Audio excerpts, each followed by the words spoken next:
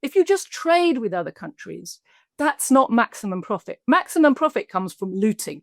And that's what they need to rebalance their system. They need an orgy of looting, like they got when the Soviet Union fell in 1991. The global capitalist system at that time was also in a deep crisis.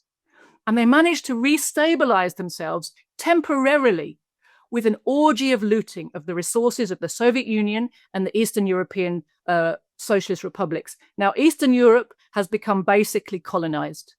But Russia had the strength and the ability to stop that process and reverse it and become a sovereign country. And this is an anathema to the West. That's why they're all up in arms and they're all working together to destroy Russia. And they've openly talked about, decolonizing Russia. It's such a disgusting term to use, coming from the imperialists against a country that's just trying to be sovereign.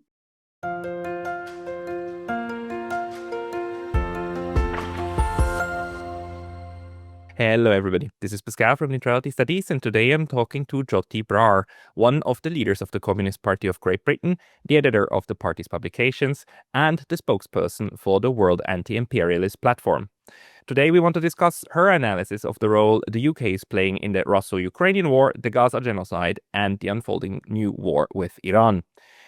Joti, welcome. Thanks so much, Pascal, for having me.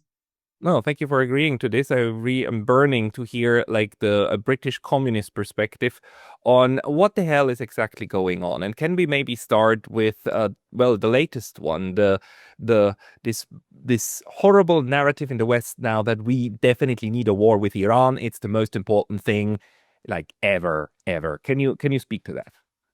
Yeah, definitely. It is actually horrific for those of us who pay attention to reality as opposed to narratives. To see this unfolding again in such a horrible way, and in such a way that violates every principle of humanity, of justice, of international law. But fundamentally, we're watching a kind of rerun, aren't we, of the build-up to the war in Iraq, or the early days, build-up and early days of the war against Iraq in 2003. Of course, there were several wars against Iraq, as there have been several wars against Iran. But this onslaught of propaganda to soften up the population here for the idea that, as you said, we simply must do something. Something must be done. Remember, we had exactly this same chant, something must be done, from all the media and all the politicians across the West leading up to the invasion of Iraq in 2003. Something must be done. It's urgent. It has to be now, because what did they say to us then? They're days away from making some kind of horrific chemical bomb, which, of course, if they make it, they'll immediately unleash on the local population, on everybody around, and they're kind of James Bond evil supervillains who are planning to blow up the planet if we don't stop them. It's actually a ridiculous narrative if you know anything about anything, but we are kept fed on such a diet of ridiculous Hollywood narratives that when everybody repeats it from all directions, it can feel like it must be true. There must be something in it if everybody's saying it. What's that saying we have? There's no smoke without fire. If everybody thinks this, there must be a problem. And this unanimity on behalf of the politicians and the media is a part of the West's weaponry in war. And weaponry against its own people, weaponry in the propaganda offensive.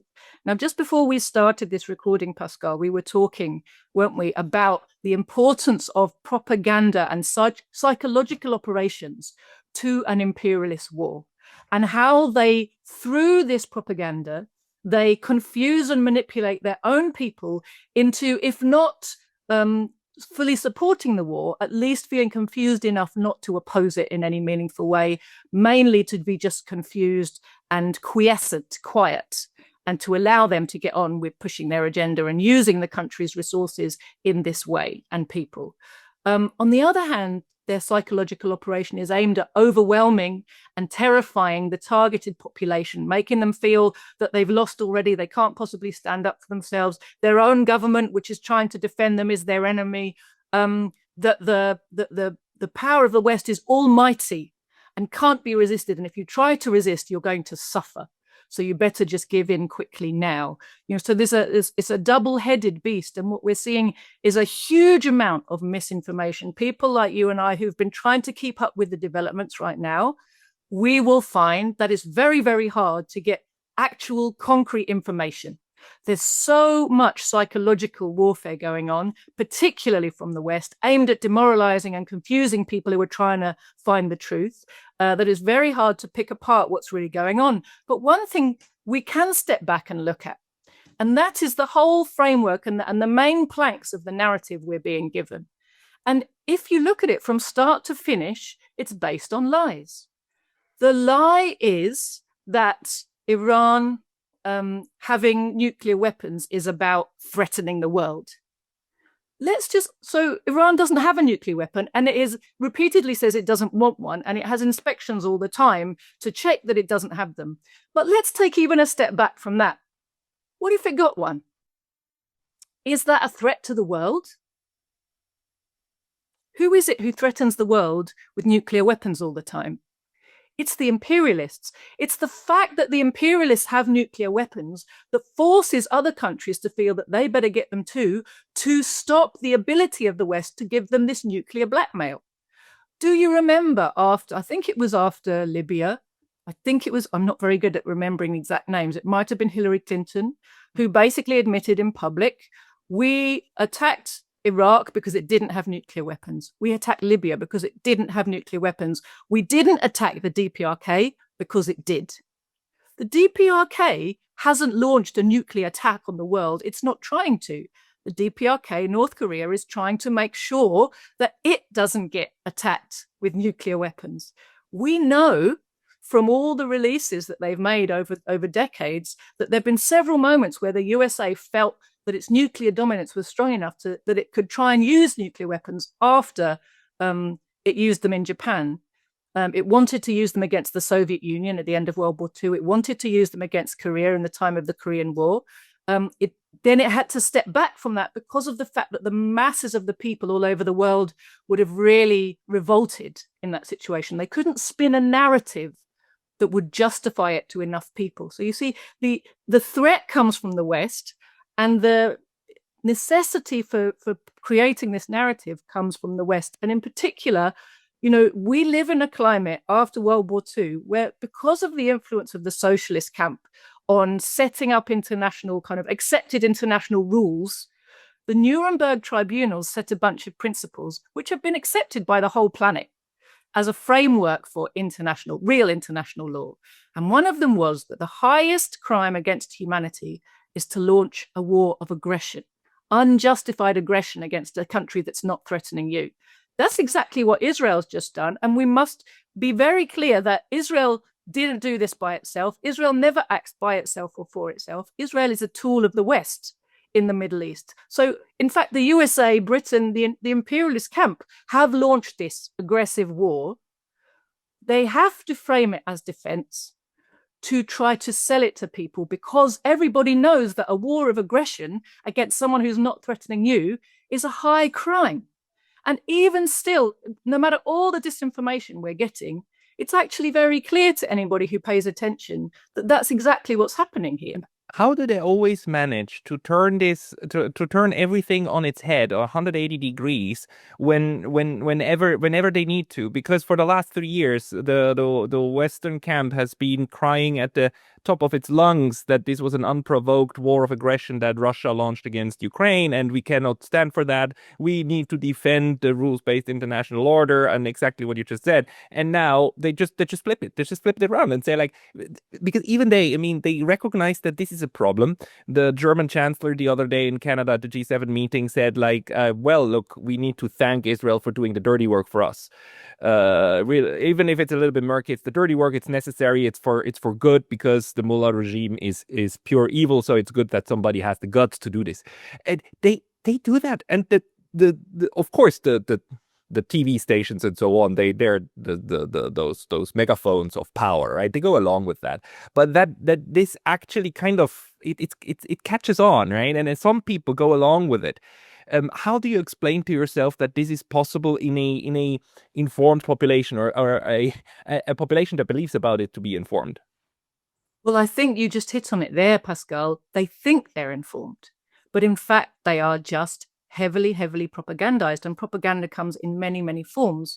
But real dissent is not actually allowed in the West. The West that has talked about since the Second World War being the home of freedom and free speech and all these things they tell us we have.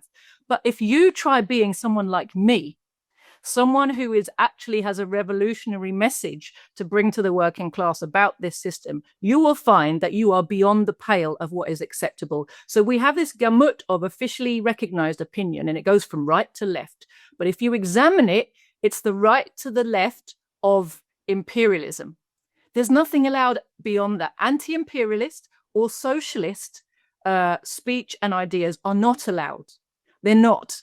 And that has been a blanket policy actually since World War II. So we have many varieties of pro-imperialist propaganda, many brands of pro-imperialist political party. But when you get right down to it, it's all the same thing. It's just with a different color, a different branding, a different type of garnish around the outside of it. I remember noticing this very clearly at the time of the Libya war. I was still working in the media and working with lots of people who, have been to university and are professionals and read The Guardian and think that they're well educated and doing critical thinking. And what I noticed was when there was that massive propaganda campaign against Colonel Gaddafi to soften us up for the idea that he's just a basket case and Libya's an insane, dangerous regime and it's just something must be done, right? And he's murdering his own people. And they told us wall-to-wall lies. And they presented Colonel Gaddafi as if he was some kind of a lunatic in a whole load of horrible and very racist ways. What was interesting in that moment was to watch, for me, I'd been interested in Libya for quite some time, and I'd even visited Libya once. And I watched people who I know knew nothing about Libya read 2 or 3 articles in The Guardian and then talk about Libya and about Colonel Gaddafi as if they knew. So you see the insidious nature of our propaganda machine, that there's a type of propaganda for everybody. And if you read the type of propaganda that feels like it fits your lifestyle, and you feel that what you've done is critical thinking. And actually, some of the most propagandized and least critical thinking people are the ones who spent a lot of time in British academia and worked in, professional institutions. And they're so groupthink, it's insane. But part of their groupthink is, I'm a critical thinking individual. You can't brainwash me, except they all say it in lockstep about how unbrainwashed they are. It's a very, very real phenomenon. The most likely person I've found in Britain who will listen to you when you say you're being lied to, and, the people who are lying to you are trying to manipulate you against your own interests. It's poorer working class people who will listen to that and say, yeah, I think there's something in what you're saying. The more educated, the more professional, the more of a stake people have in the system, the more that they have imbibed a type of propaganda that says, you can't brainwash me, It's a very sophisticated machine. Yeah, it's a very sophisticated machine. But it also, it just also speaks to the way that we also conceptualize what it means to be informed, what it means to be a good thinker, right? That you have to have been to the university, you have to have all of these degrees and everything, and then you're an authority, and once you're an authority, then whatever you say must be true. When in fact, some of the good, not the best, but some of the very, very good political analysis you get from taxi drivers. You get from people who are working, who listen to things, and then who tell you, look, something doesn't really make sense to me. I mean, I've never been attacked by Iran. They've never threatened me, but suddenly this is my enemy, right? So it's this ability of people to actually feel out when something stinks. But tell me, please, why are you using imperialism as a framework to understand what's happening in international relations? Because if you don't, you can't possibly make sense of it. Can you explain the framework? How are you using it? So fundamentally, I'm a Marxist, and when you study Marxism, you discover that it gives you it has a huge power to explain to you the world you're living in. And the reason is that it's a scientific analysis of what is this system that we live in, the capitalist system. So when you start with Marx, you examine and understand and dissect the workings of the capitalist system, the basis of this way of producing goods for profit, employers and employed, capital owners and wage slaves are the main classes that make up society under capitalism. And what happens as capitalism has existed for some time, it developed from what they call free trade capitalism to monopoly capitalism. You've had a steady historical development of the concentration of wealth.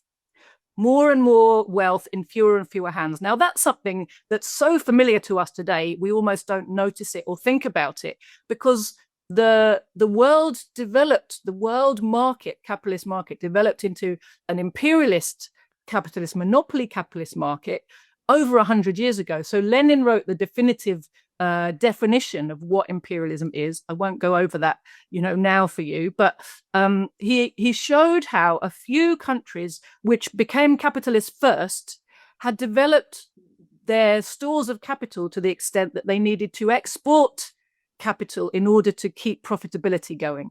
And they were able to do that to the rest of the world because they were more economically and technologically advanced.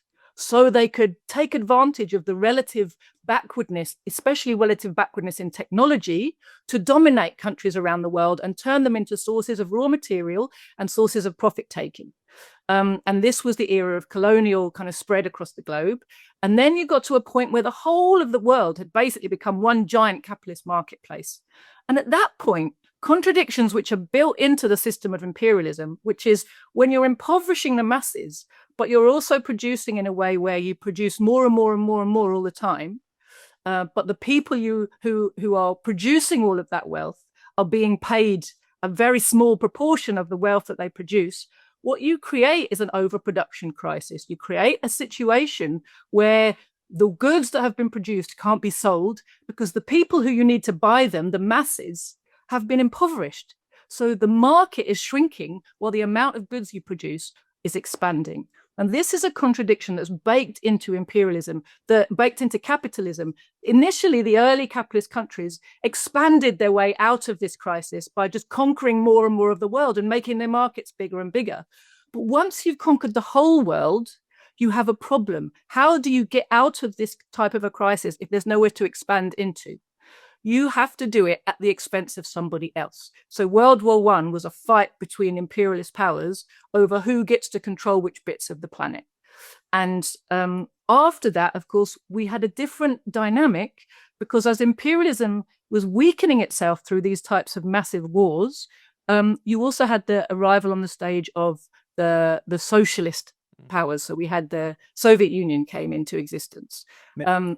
May I just quickly ask, why is it that you're using the term imperialism when the framework is the capitalist, the underlying capitalist problem? Where does the imperial part come in?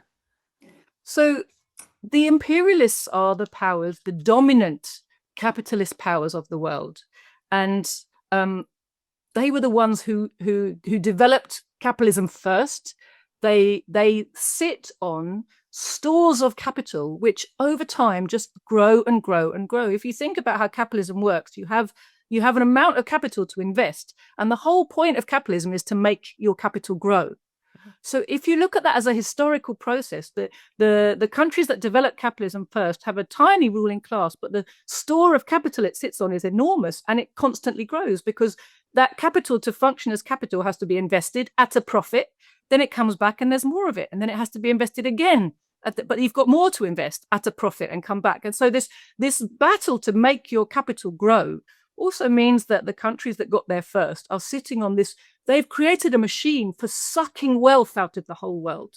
And that's what you have to understand when you look around the planet, that a few countries and a few ruling classes sit at the top of historically accumulated stores of wealth that have been sucked out of the rest of the world. When you look at the world and try to understand why so many countries are behind in development, why so many people are poor, although they live in countries with huge amount of natural resources, why they can't get ahead and develop, they're deliberately kept from developing, kept from being able to control their own resources, because those resources are needed to pay tribute to the capital stores in the West that need to keep growing. And the capital stores aren't going to keep growing if people around the world take control of their own resources and start using them to develop their own economies. Yeah, because like of course at the end also capital then is not just any more things, right, that you can buy for them. It is pure raw power because you can command people what to do. £100 is a dinner with your family. £100 billion is the ability to command an entire army of people to either produce something or to go to war.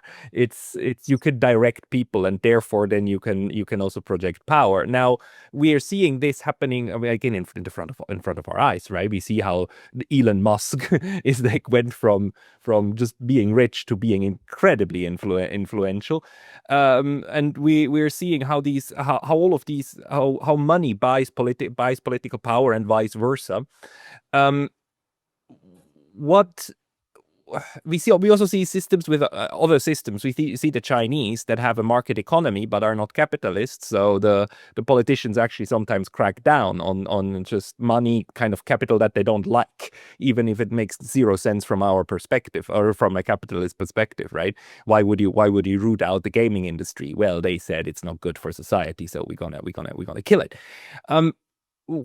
How does this then play in with the current wars that we are seeing? Let's say can you make a link with the Ukraine-Russia war? Absolutely. So right now, the global capitalist system is in a huge crisis of overproduction, and it's desperately trying to save itself. The imperialists are trying to save themselves, their position as the top exploiters in this system. They're trying to save the whole system from the anger of the masses, who are increasingly impoverished, unemployed, unable to have a decent life, suffering in all kinds of ways, at home as well as around the world. You know, the post-war social democratic consensus of a bribe to the entire population, that's over. And it's all being taken back. And masses of people in the West are also becoming very quickly impoverished and immiserated. So you have this situation, and the capitalists, I said, the imperialists can't get out of that situation without making war for conquest of new markets, and to get rid of rivals. Now, in the world we live in, it's not the classical world of, you know, just imperialist powers dominating the globe. We now have, because of the October Revolution and everything that came afterwards, we have a camp of socialist and anti-imperialist nations trying to get free and stay free. And so what we're actually seeing is, if you look at the big arc of history, we're watching the decline of imperialism and the birth of socialism. It's not a smooth process. It doesn't go in a straight line, but that is the forces which are fighting one another, even when they don't realize what they're part of. If they're opposing imperialism, they're actually helping the forces of socialism to finally replace and destroy the old imperialist system, which is very weakening from the inside in many, many ways. If you look at the war against Russia, it is a war to control the resources of Russia and to get rid of a government in Russia which keeps the country sovereign and anti-imperialist. Now, it's a capitalist government. It's not a socialist government. This is not the USSR, but it's a government that came after the days of Boris Yeltsin. Boris Yeltsin was prepared to let Russia become a colony, be just a funnel of wealth for the West. But the bourgeoisie of Russia, the nationalist bourgeoisie of Russia, said, hang on a minute, we've got all these things. Now, the irony is, all the things the Russian bourgeoisie have that make them think they should be able to stand up for themselves, they got from socialism, right? They've got decent industry, they've got decent education, they've got decent infrastructure. Even though that's been dealt terrible blows by what happened after the fall of the Soviet Union, they've got the wherewithal, the knowledge, the ability to stand on their own feet. And they're not prepared to just be a vassal and a subject people and allow their resources to be, and their wealth to be drained off as tribute to finance capital in the West. So they've stood up for themselves. Well, as far as the imperialists are concerned, that is not acceptable. It's not acceptable because they need to make those profits that they're being, you know, super profits that they're being denied. If you just trade with other countries, that's not maximum profit. Maximum profit comes from looting.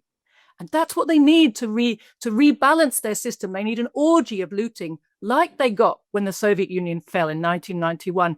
The global capitalist system at that time was also in a deep crisis. And they managed to restabilize themselves temporarily with an orgy of looting of the resources of the Soviet Union and the Eastern European socialist republics. Now, Eastern Europe has become basically colonized. But Russia had the strength and the ability to stop that process and reverse it and become a sovereign country. And this is an anathema to the West. That's why they're all up in arms and they're all working together to destroy Russia. And they've openly talk about decolonizing Russia. It's such a disgusting term to use, coming from the imperialists against a country that's just trying to be sovereign. But what they mean is they've come out openly and said they want to break Russia into pieces to make it more manageable, so they could get the little pieces to war against one another and set themselves up as the overlords, and for more efficient looting of the wealth, the huge wealth of the Russian Federation. That's their aim, and they need a win in this war, and it's making them desperate that they're not getting it. And I think that's part of why they're expanding the war in other theaters, because they need a shot in the arm to save a system which is actually teetering on the brink of a massive financial meltdown. And the thing is also, like, these wars, they create a war economy, right? And they create actually, I mean, not just the weapons that are being used, but they actually produce a little bit of labor and so on. But on the other hand, they also destroy some wealth. Maybe you can speak to that, but I have one more question that has been on my mind for a while. A few months ago, I did a talk with a Swedish Marxist, and when I talked to her, I used the term globalists, because there is a whole strain, especially on social media, that tries to explain what is happening by basically the urge of a globalist elite that just strives for their own best benefit and then collaborates across nations in order to do wealth accumulation. But they use the word globalist, and then this Marxist a colleague of ours, she pointed out, this is a right-wing concept of globalism. So that's why she said she uses imperialism to explain this. And do you agree with that? And can you, because I didn't have time with her to go into that, can you expand on this way of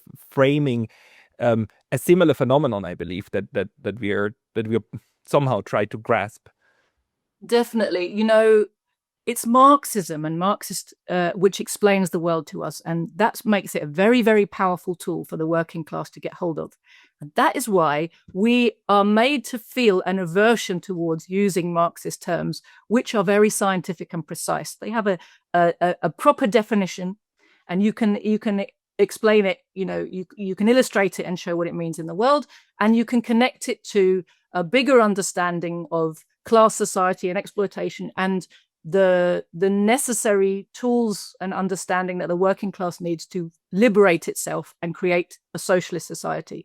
So it's powerful if you study and understand Marxism, and if you popularize Marxist understanding and terminology, that is very threatening to the ruling class. So they work very hard to create alternative sloppy phrases to sort of mean the same thing, but not quite. And you can use it how you want to use it, right? So globalism is used by lots of people, and it sort of means whatever they want it to mean.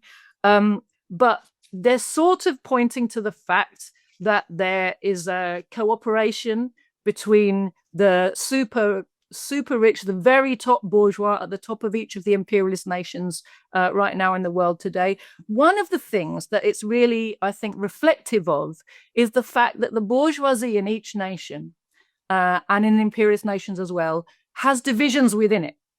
And there are some sections of it, when we come into a period of crisis like we're in now, there are some sections of the ruling class who feel that this war drive doesn't help them to survive. And usually they're the smaller sections of the bourgeoisie. They might be quite big businessmen, but as capital accumulates and the top bourgeois becomes so enormously wealthy, even someone who's a low-level billionaire can be small bourgeois compared to the kind of multi-trillion dollar concerns at the very, very top.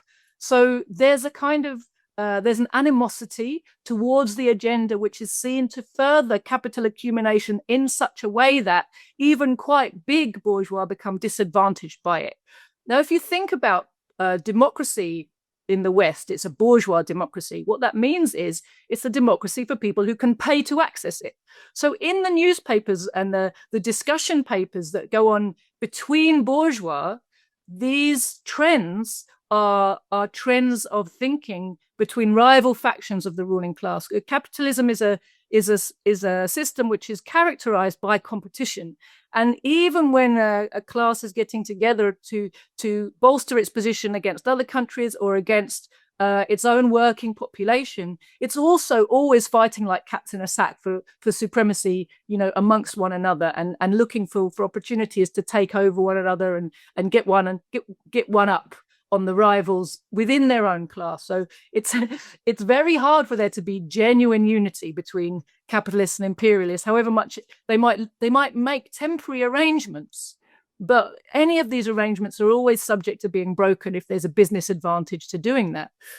So this question about globalism, I think it's a way of fudging the fact that there is a precise term for what's going on in the world, and it's imperialism, but all of the connotations that come with understanding that, to do with recognizing the class struggle, recognizing that capitalism is not the end of history, but merely a phase in human development, which will then be replaced by socialism. If you allow people to start accessing that, it's very dangerous. Whereas what really happens with the ruling class when it's fighting amongst itself is it wants to get sections of the working class on its side.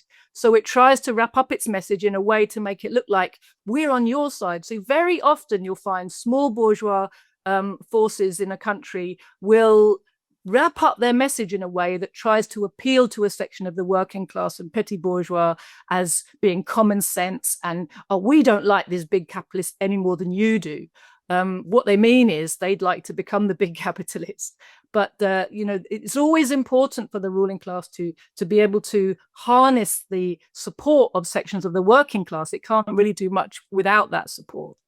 Yeah, because you at the end of the day you need people to do things, because again it's about who does what and how and who's content with having little, and in order for a few to have a lot, you need many to have little. But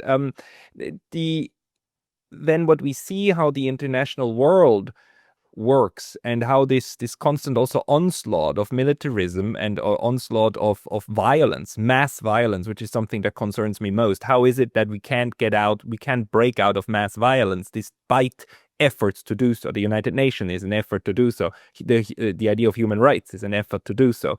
We've got a lot of these institutions, and we build institutions because we all, at least rhetorically, agree we want to get away from mass violence. De facto, we are not. It keeps changing its form and the names, and we rename the law of war to international humanitarian law because that sounds a bit better, but we keep the same concepts around, and actually they have a purpose, right? They have a purpose to shrink the violence, even when mass violence breaks out. Do you have a way to wrap your head around this one, other than the fact that the imperialists just constantly lie? So the imperialists do lie, and they lie particularly about their desire for peace and security and development and equality. But you have to recognize why they lie about those things, because they didn't used to. They started having to lie about those things after the October Revolution. So these were defensive moves. The US's predominance as an imperialist power came in the era of decolonization and anti-imperialism and the growth of socialism. And so in order to make themselves acceptable to enough people in the world and the things they were doing, they have constantly had to wrap them up in a narrative of actually the narrative that came from socialism. It was socialism that popularized the idea that human beings are equal and shouldn't be exploited. It's socialism that popularized the idea that nations are equal and shouldn't have unequal relationships. It's socialism that popularized the idea and the prospect that humankind can actually just live in peace, that it's possible to do that and have development and have prosperity for all. It's only under socialism you can have those things. The Soviet Union proved that to everybody. And then therefore, in order to, in this era of decolonization and yet imperialism still existing as a system, they had to present themselves differently. They moved, the USA did much less direct colonizing. It's got some direct colonies, but they don't talk about them and they don't present them as direct colonies. They don't admit that that's what they are. They have to pretend they're something else. But most of the time, what they do is neo-colonial domination. Of controlling through financial means and military coercion is always there, but it's like, the hand behind the back, and they try and just use their money to bribe, the enough leaders to keep them on side, and setting up situations that keep countries enslaved and indebted and unable to stand up for themselves and defend their people and defend their resources. So you have to look at these institutions and this acceptance of certain ideas as actually a defensive posture. And in many ways, it shows that imperialism is in a weakened position than it was pre-World War I, because the imperialists used to openly boast that they were superior.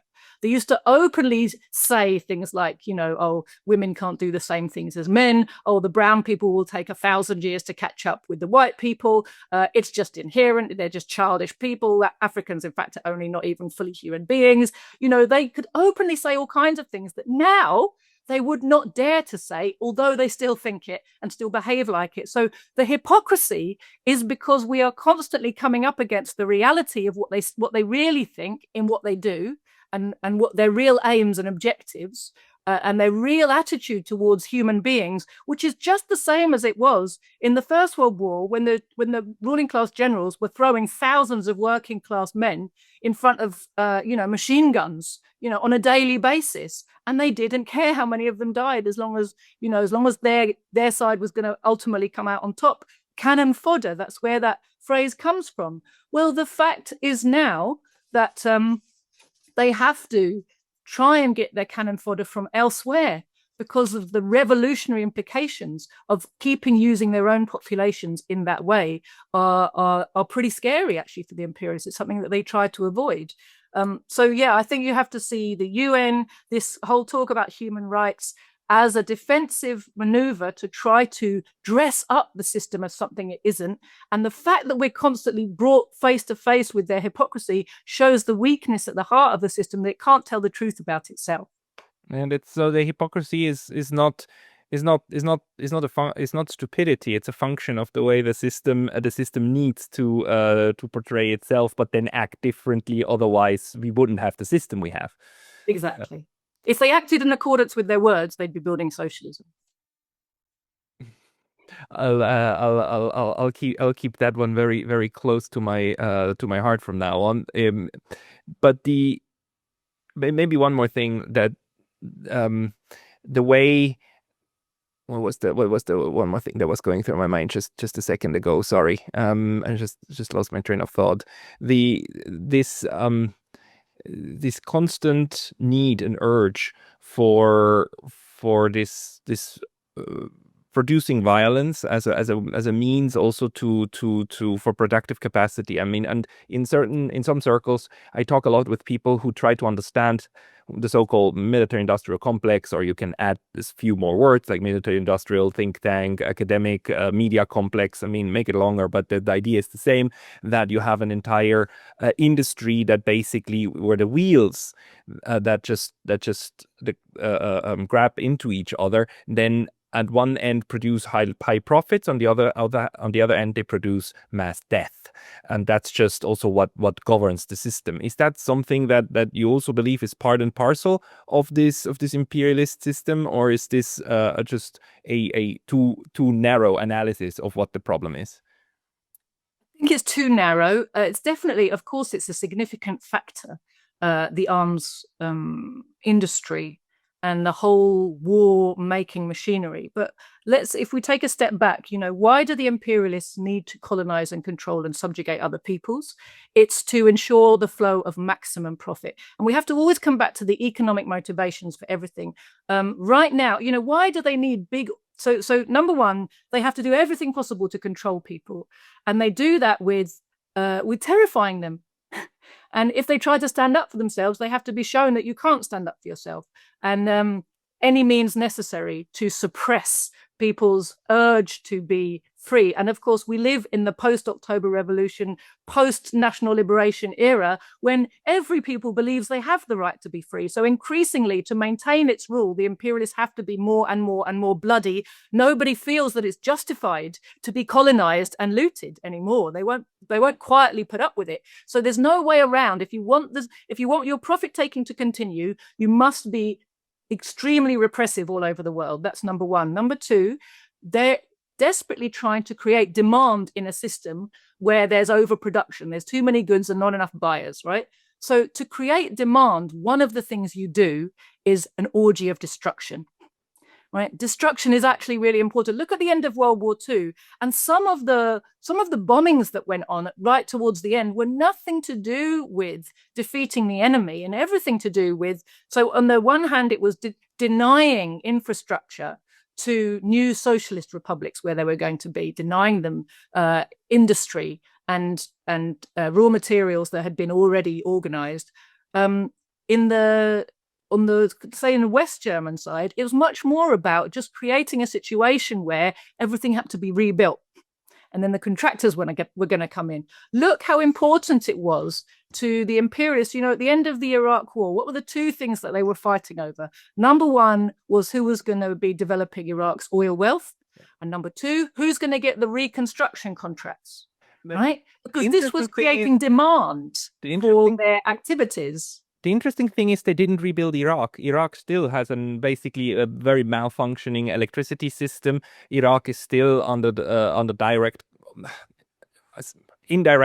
indirectly direct control of the US, and the US doesn't allow for certain infrastructures to be rebuilt. It's just like no dams, no electricity for you guys, and you have to make do with the little that you have access to. Otherwise, it's going to be more sanctions and stuff.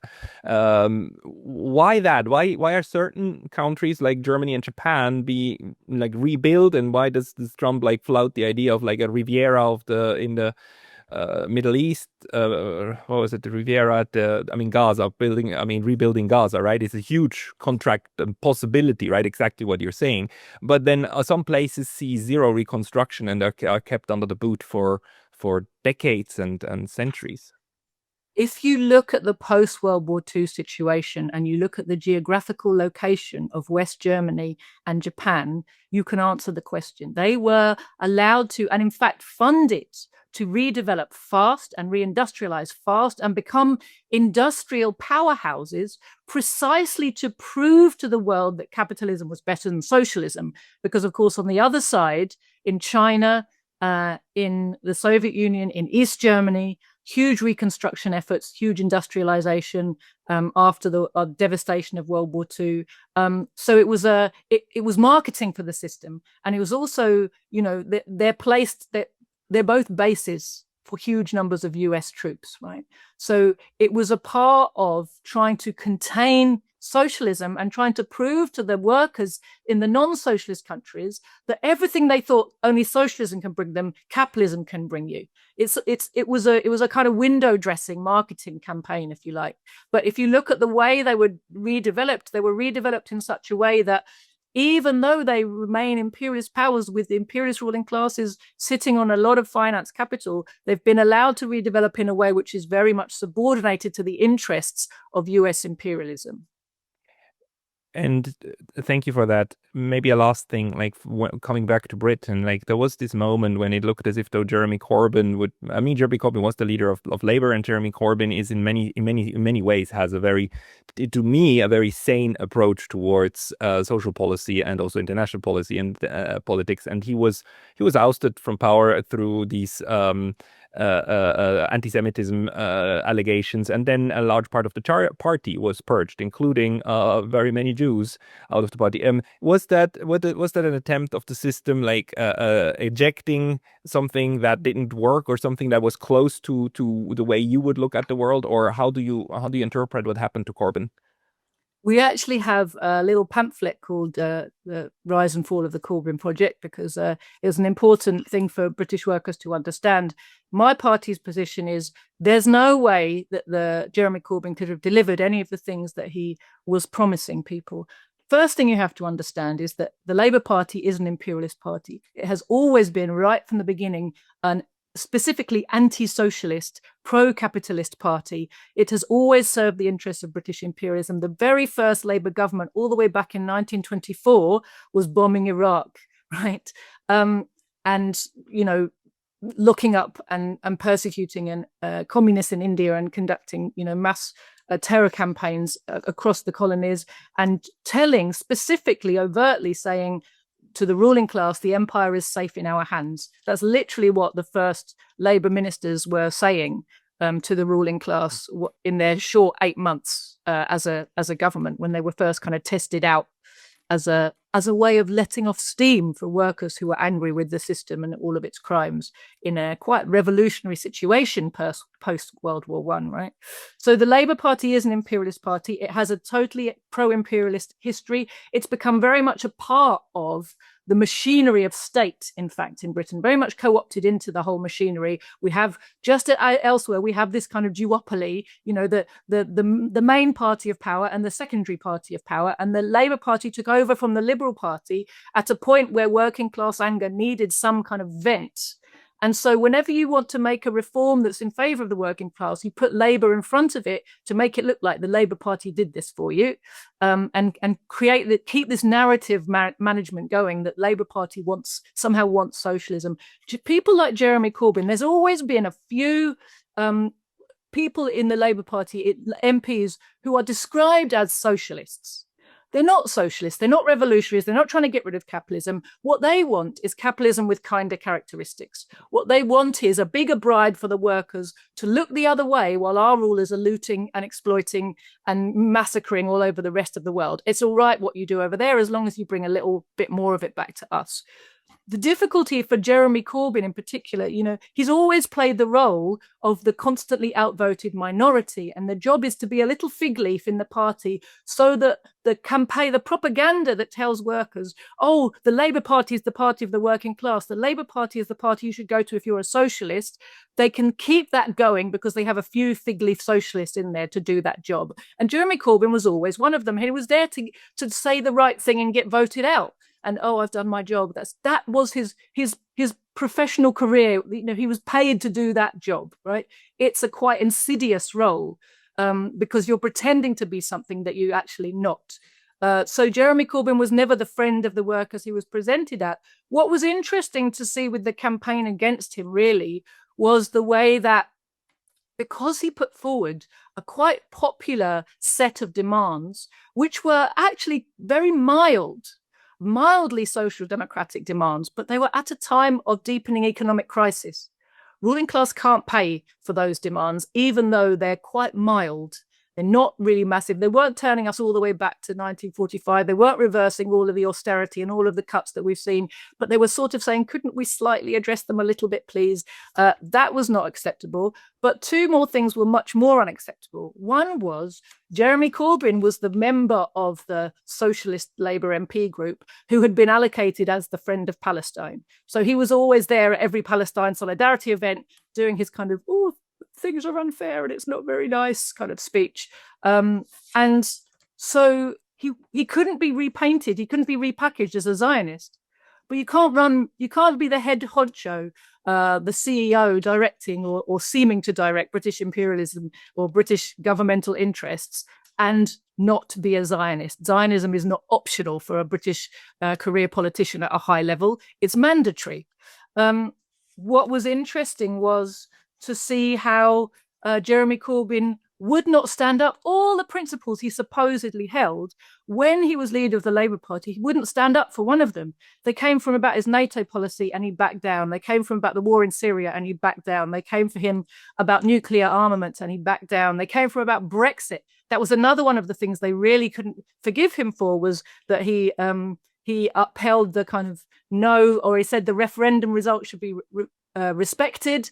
But the ruling class was desperately trying to reverse the referendum result at that point. So they were very angry with him about that. But when they came for him enough, he backed down. That's where he lost he lost the allegiance of a huge number of workers who before then had really felt some optimism and hope in his campaign. And after that, they were like, he's just another one of these cowards who won't stand up.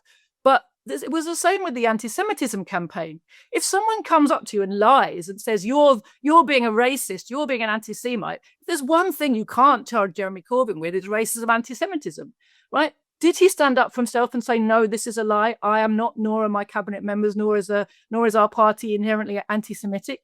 No, he didn't. He said, oh, sorry, oh, sorry, oh, sorry. And the more that he said sorry and stepped back, the more they came for him. They persecuted him and his whole party. And while he was the leader, there was a huge witch hunt throughout the Labour Party to evict every pro-Palestinian person on charges of anti-Semitism. And he was the leader who presided over that and facilitated that to happen. Yeah. Okay. Thank you very much for that. I mean, I really needed this perspective on what happened there to him. Joti, like people who want to follow you and your writing and your and publications, where should they go? Thank you. So my party is the CPGB-ML. Our website is just The Communists with an S, thecommunists.org. And I would ask people to come there, sign up for our newsletters, read our analysis. It's really, really useful. The easiest way to follow what we're doing is on Telegram. It's definitely my social media medium of choice. We have a channel there, The Communists. I also have a channel personally, Joti Brar. If you can see my name down there, Joti Brar, Joti Brar. I have a Telegram channel. We have a fantastic YouTube channel called Proletarian TV, which I've asked people to look at. And really, what we want people to do is get engaged with our analysis and start to educate themselves and get themselves in a position where they understand the need to organize in a serious and scientific way.